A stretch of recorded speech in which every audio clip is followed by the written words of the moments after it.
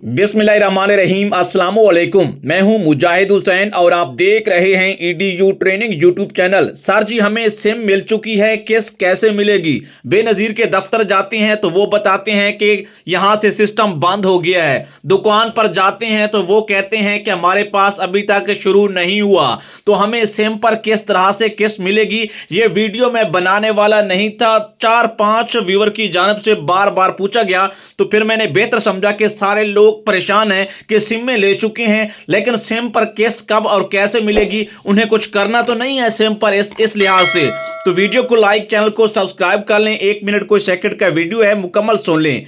मैं आपको यह क्लियर करना चाहता हूं कि जिन खानदान और घरानों को बेनज़ीर प्रोग्राम की सिम चाहे जिस नेटवर्क की भी है, यूफोन की है, टेलीनार की है, जों की है या जैज की है, आप में से जिन जिन खवातीन को सिम मिल चुकी है, आपने सिर्फ इतना सा काम करना है जो अभी मैं बताने लगा हूं। 2 काम करने हैं। नंबर 1, उस सिम को ऐसे काबू करके, पक्का काबू करके रखना है। यह कोई काम नहीं है, लेकिन यह बहुत सबसे ज्यादा अहम है। दूसरा जो मेन काम है, आपने उस नंबर के ऊपर 100 रुपए का लोड करवाकर आपने मोबाइल में सिम को चला के रखना है।